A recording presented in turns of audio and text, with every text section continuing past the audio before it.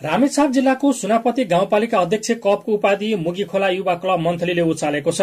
सुनापति गाउँपालिका खेलकुद विकास समितिको आयोजनामा सम्पन्न भएको चौथो अध्यक्ष कप खुल्ला पुरुष भलिबल प्रतियोगिताको उपाधि मुगीखोला युवा क्लब मन्थलीले उचालेको हो। बेस्ट अफ 5 अन्तर्गत खेलाएको खेलमा मुगीखोला युवा क्लबले आयोजक टिम सुनापति गाउँपालिका खेलकुद विकास समितिलाई 3-2 को सेट अनुपातमा पराजित गर्दै उपाधि हात पारेको हो। विजेता मुगीखोला युवा क्लबले 1,50,000 रुपियाँ नगद साथै ट्रफी, मेडल र प्रमाणपत्र प्राप्त गरेको छ। त्यस्तै उपविजेता आयोजक टिमले 1,00,000 रुपियाँ नगद साथै ट्रफी, मेडल र प्रमाणपत्र हात पारेको छ।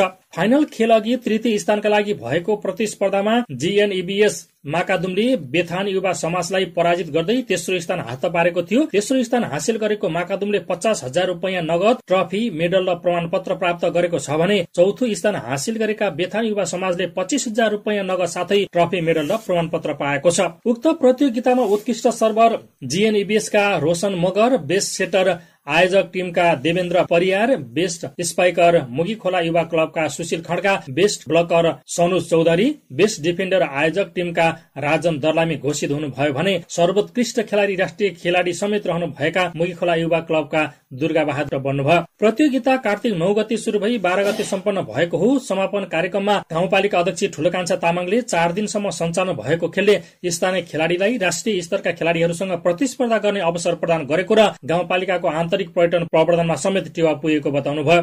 सुनापति गाउँपालिकाले जुन आयोजना गरेको कार्यक्रम एउटा स्वास्थ्यको लागि खेलकुद, राष्ट्रको लागि खेलकुद, राष्ट्र र स्वास्थ्यको मात्रै नभएर यो खेलकुद हाम्रो सुनापति गाउँपालिकाको एउटा पर्यटकीय रूपमा पनि खेलकुद हो, एउटा व्यवसायको रूपमा पनि खेलकुद हो। त्यसैले गर्दाखेरि जुन खालको हामीले उद्देश्य लिएर जुन आयोजना गरेको थियो र सम्पूर्ण यहाँ आज खेलमा भाग लिएर प्रतिस्पर्धा गरेर फर्स्ट, सेकेन्ड, थर्ड, चौथो हुने खेलाडीहरूलाई सुनापति गाउँपालिकाको तर्फबाट